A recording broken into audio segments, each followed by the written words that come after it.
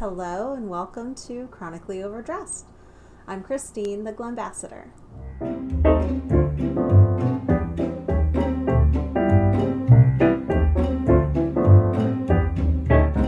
Hello, my lovely time travelers. So I'm working my way back to regular posting and it feels really good.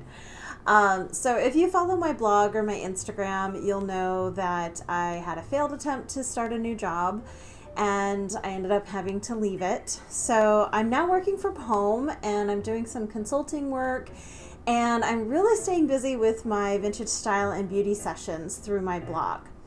And the latter is actually what has inspired this video today. While working with several amazing clients on improving their vintage style through my sessions, the concept of looking put together has been mentioned many times, and I kind of wanted to delve into that a little bit deeper about what that actually means. So this concept of looking put together is something that I always attributed to my own mother. There was just something about her and her style that just screamed put together. And the concept is something that I knew as soon as I saw it, but I never really sat down and thought about, what is that checklist that goes off in my head when I see someone who I think to myself looks really put together, or I'm putting an outfit together myself and I want to make sure that, I'm looking put together. Of course, everybody's idea of what looks put together is going to be different. So this is my concept. This is what the checklist that goes off in my head. If you have differing ideas, please share them with me. I'd really love to hear what your concept of looking put together looks like. So my first checklist item is effort and planning. An element that seems to be missing in modern styling is dressing for a particular event or occasion or activity. It appears that contemporary styling has become this one-size-fits-all occasions. And still, in vintage styling, the concept of having a specific ensemble for the event or activity that you're participating in is still an art. This is how I usually choose my outfits in general. I think about what the occasion is or the activity that's being performed, and I build my ensemble around that. Number 2 is thoughtful accessories. This is actually in 2 parts. As much as I love accessories, they can make an outfit a little too kitschy if overdone. To paraphrase Coco Chanel, before you leave the house, look in the mirror and take one accessory off. If you're thoughtful in your approach and getting ready, you shouldn't really need this step. For me, when it comes to jewelry, brooches, earrings, necklaces, I generally choose to wear 2 of the 3. Very rarely would I wear all 3. So earrings, necklace, and brooch. It just feels too much for me. So I'll choose a brooch and earrings or a brooch and a necklace.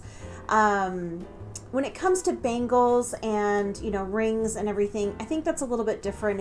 It's typically too much when you've got, all the accessories going on up here. But again, it's personal preference, it's choice.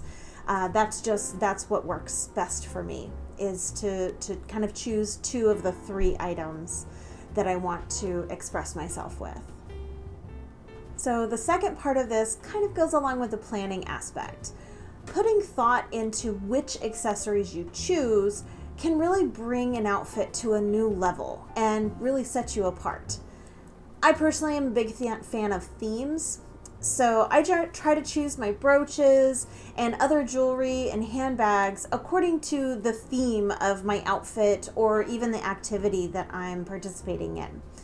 It's a subtle nod to the activity, occasion, or style that I have chosen without being over the top or in your face. Again, that subtleness, not going overboard on the theme, but maybe having a cute little brooch or some earrings that has a nod to whatever activity or the theme of your outfit. Otherwise, for me personally, it kind of flows over into the kitschy aspect. So being thoughtful with your accessories and how you're kind of tying everything in together is very important. Number 3 is coordinating and complementary colors. Like the incomparable Stacey London from What Not to Wear would say, it doesn't have to match, but it does have to go. And this is actually something that I work with my clients a lot on in my sessions, is creating outfits of complementary colors instead of everything being so matchy-matchy. Of course, there's nothing wrong with matching exact colors, but I do find that it's safe and predictable. And I mean, really, who wants to be that? Using complementary colors ups the ante a bit and creates something striking and unpredictable with your color coordination. Number 4, well done hair and makeup. This to me is a big one. Nothing throws off a look to me more than neglecting your hair and makeup. It just feels unfinished. You've made an effort to put on a dress, beautiful shoes, accessories, and then it looks like you just gave up. And I'm not talking about doing elaborate hairstyles or a full face of makeup. I know that that's not always an option. But taking the time to brush your hair and put it into a very simple style, like a bun or a chignon, and then a quick swipe of mascara and a little bit of lip color makes a huge difference of bringing all of that together. Whether or not you decide to do your hair and makeup to coordinate or complement with the era that you're wearing is totally up to you. I do, however, believe that it's essential to know the nuances of the era that you're emulating, but there are no hard and fast rules to wear a 1940s outfit with a winged eyeliner. If you're just going about your day, you're not doing reenactments, you're not going to an era-specific event, have at it. Personally, I'm more comfortable with my accessories being slightly anachronistic, but not my hair and makeup. Number 5, neat and tidy garments. This really should be a no-brainer, but in today's modern styles, for some reason it just isn't. Ensuring that your garments are clean, ironed, or steamed, and well mended is essential for portraying that nice, polished look. Number 6, tailoring. Clothes that fit your frame well. This does not mean that you need everything specially made for you or tailor every single thing that you have. What I mean by this is to choose garments that are the correct size for your body, that fit your body and shape well and accentuate those parts that you want to show off. It is essential to know your body and be honest enough with yourself to know what looks and feels good for your body. A good seamstress or tailor can be very helpful for those times when an off-the-rack dress or a vintage item just needs a little bit of altering to make that fit perfect for your body. It's a bit of an added expense, I know, but if you can have the item altered and fit you better, you'll actually wear the garment rather than having it sit in your closet. And last but not least, number 7 is confidence. This is a tricky one, I know, but I truly believe that confidence can be built over time. And by utilizing some of these ideas that we've already mentioned can actually really help with that. If your clothes fit you well and you're dressed appropriately for the event or the activity that you're participating in, and you know that you've chosen those thoughtful accessories, you'll be wearing the outfit rather than the outfit wearing you. When you're not constantly worrying about if your garments fit right, if they're moving around, or if your hair's messed up, you can actually concentrate on the task at hand, just being your fabulous self. And that is when confidence really shines through and changes a great outfit into an incandescent outfit.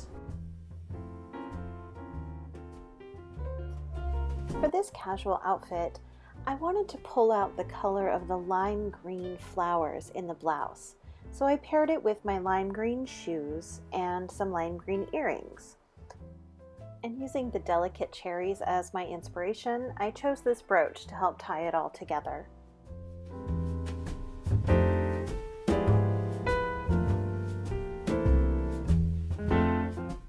And here's an example of using color coordination for a lovely spring look.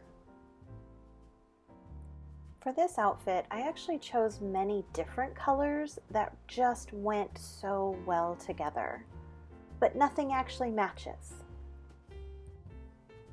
And of course, a rooster pin for a dress that has roosters on it. And sometimes mixing patterns can be so much fun.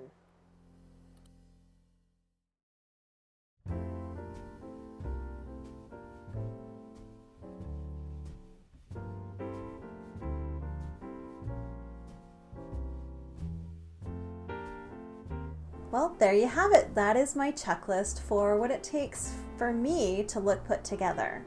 I would love to hear your thoughts and if you have different checklist items. So please, in the comments below, let me know what you think.